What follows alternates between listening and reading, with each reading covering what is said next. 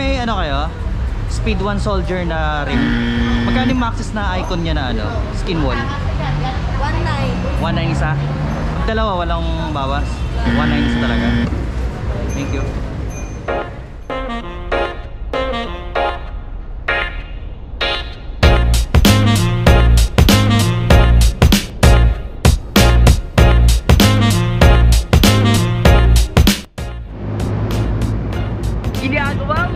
What is up mga guys, and sa wakas, welcome back to my channel. This is me, ako si Domski.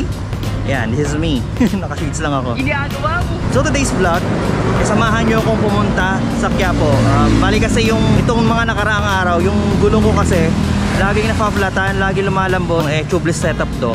Feeling ko kasi may problema mismo yung rim ko, sumisingaw yung ano, kasi DIY lang to na tubeless setup. So ngayon, bibili tayo ng Tubeless Ready na rim. Siyempre, bibili na yung sealant. Wala kasi dito sa Quezon City, nagkakaubusan So pupunta tayo ngayon ng Quiapo. So mga guys, today is pinaka last day na pwede tayo lumabas. Kasi bukas is balik ECQ na naman tayo. Nandito na ngayon ako sa Congressional Avenue. Guys, sige, without further ado, samahan nyo ako. Pumunta ngayon sa Quiapo. Habang maaga pa. So tara na guys, let's go!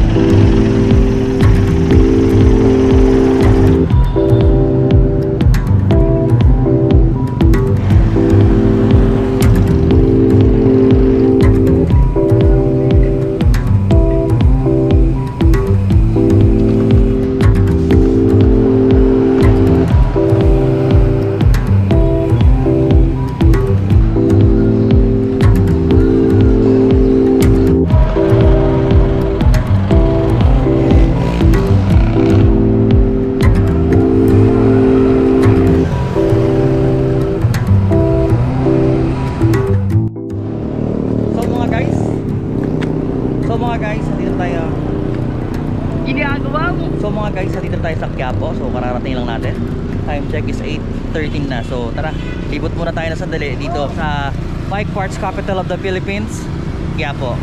Let's go.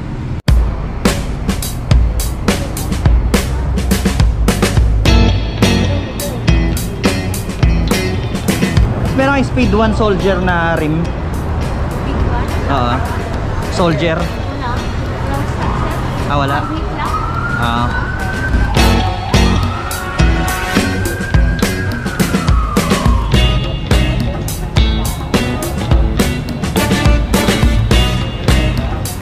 SpeedOne kayo na Soldier na rim. Thank you.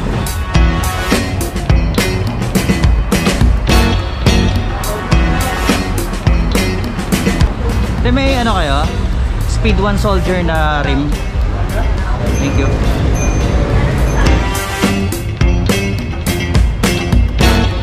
A few inches later. So yun mga guys, nakapili na tayo ng mga parts na kailangan para maging tubeless ready ng ating gulong. Kaso nga lang, wala yung rim na hinahanap ko dito, which is SpeedOne na Soldier. So may nakita tayo dun sa sealant, which is malapit dun sa amin. Siguro doon ko na rin papatubeless to dun sa shop na bibilan ko.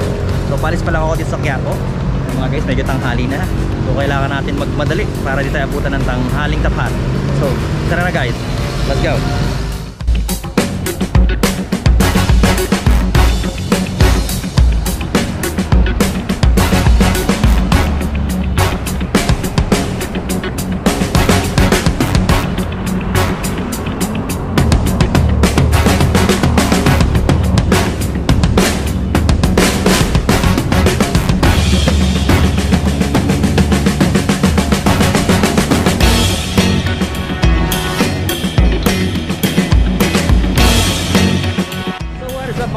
So nandito na ngayon tayo sa CBS bike shop, which is dito sa Philan. Nasa ano tayo ngayon? Nasa Congressional Extension. Sa di inaasang pagkakataon ay nakita natin yung isa nating fellow tropang vlogger na si Vlog Sikleta, si Michael Alan Fernandez mga guys. So, kamusta kayo? It's been a long time guys na walang video. Pahinga muna. Pahinga daw muna. So ngayon lang ulit kami nakita. Bubuo muna ako. Ni Vlog Sikleta, binubuo niya kasi yung mountain bike. Nagpalit kasi siya ng frame, carbon. Ayan, hello sa mga supporters ng Vlog Sikleta. See you soon. Malapit na makabalik tayo. Matapos na itong mga pangyayari ngayon, paupain lang natin. Balik na tayo sa ride. Ingat kayo. Yun lang, ride safe.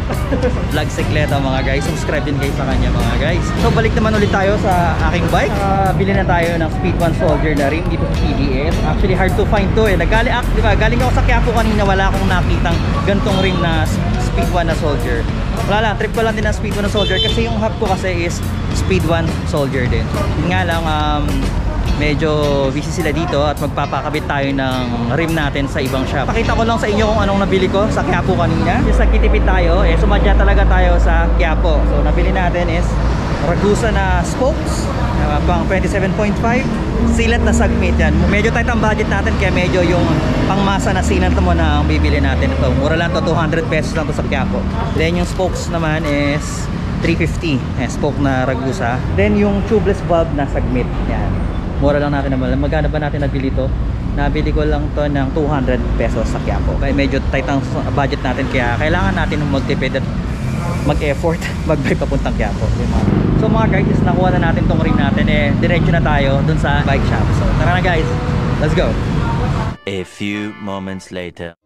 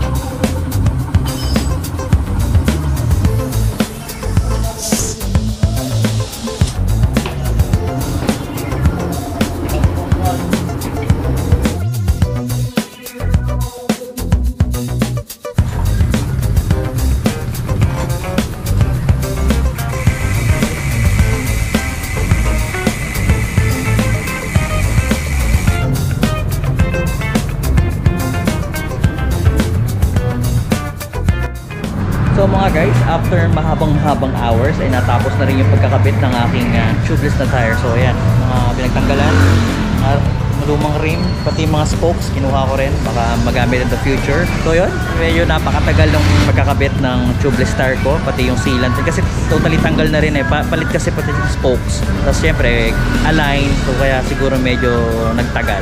So parang 4 hours. Bumati kasi ako dito mga 11 eh, yung oras na ngayon eh alas 3 na. So medyo ang tagal din natin nagstay din dito mga guys. Kasi bukas pinagawa ko na ngayon kasi bukas ECQ eh, baka mahirap na. Wala mga bukas sa shop bukas. Minabuti ko na patapos makabit itong aking gulong. So every 3 to 4 months kailangan din palitan yung sealant itong nung gulong. Ayun mga guys. Okay, sa mga guys, ganito lang siguro ang aking vlog. Sa mga umabot hanggang dito, maraming salamat po sa inyo and don't forget to like, comment, and subscribe. See you after ECQ. Sana makalarga ulit tayo mga guys sa ating usually yan, mga long rides sa bundok. Nakakamiss na rin mga guys. So yan, kita-kita ulit sa aking next vlog. So maraming salamat guys. So tara na. Let's go.